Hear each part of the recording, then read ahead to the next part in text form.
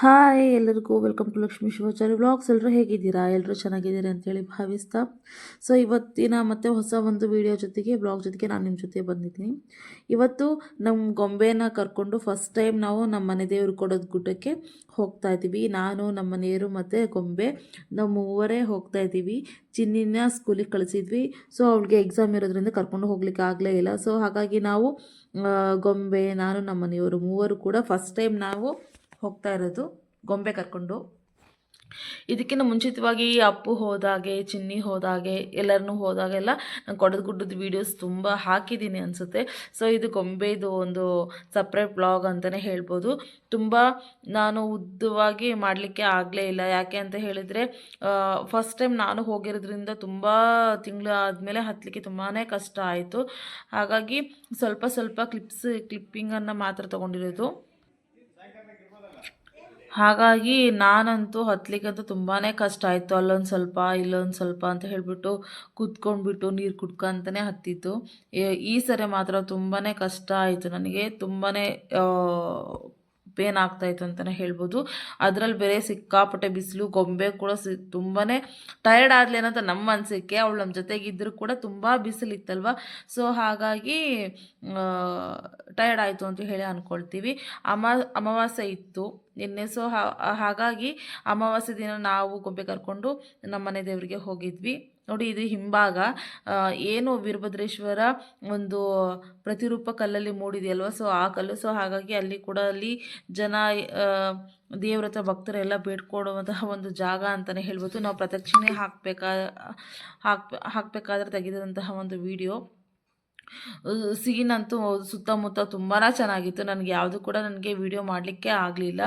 ಪಾಪು ಇರೋದ್ರಿಂದ ಆಗಿರ್ಬೋದು, ಕೈಯಲ್ಲಿ ಎಲ್ಲ ಬ್ಯಾಗ್ ಇಟ್ಕೊಂಡಿರೋದ್ರಿಂದ ಆಗಿರ್ಬೋದು. ಸೊ ಹಾಗಾಗಿ ಅಲ್ಪ ಸ್ವಲ್ಪ ವಿಡಿಯೋಗಳನ್ನು ಮಾತ್ರನೇ ಮಾಡಿರೋದು.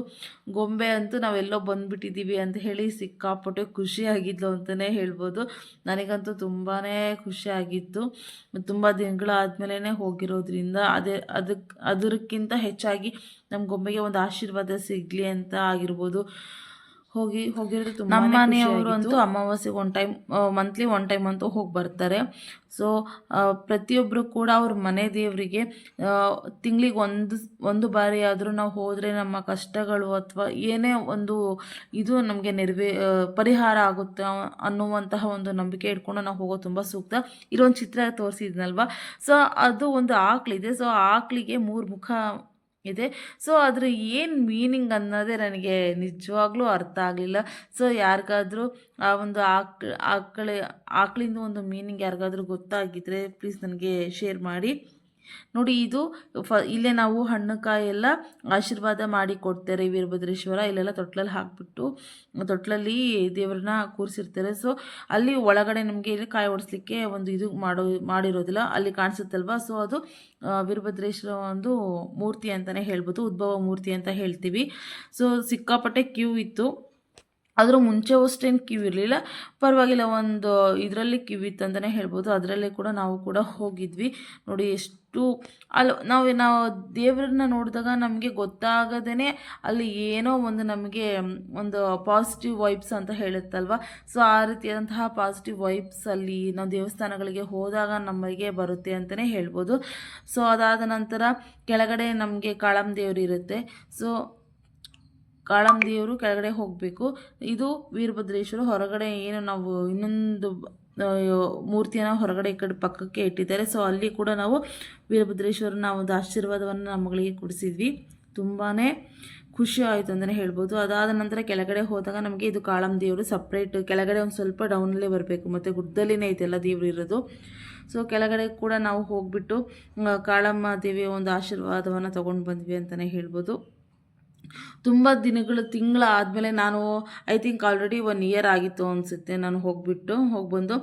ತುಂಬಾ ಖುಷಿಯಾಗಿತ್ತು ಮಾತ್ರ ದೇವರ ಒಂದು ಆಶೀರ್ವಾದ. ಅದೇ ರೀತಿಯಾಗಿ ನಮಗೆ ಒಂದು ಪ್ರಸಾದ ಕೂಡ ನಮಗೆ ಸಿಕ್ತು ಅಂತಲೇ ಹೇಳ್ಬೋದು. ಹೇಳ್ತೀವಲ್ವ, ದೇವ್ರ ಪ್ರಸಾದ ಆ ಒಂದು ರುಚಿನೇ ಬೇರೆ ಅಂತಲೇ ಹೇಳ್ಬೋದು.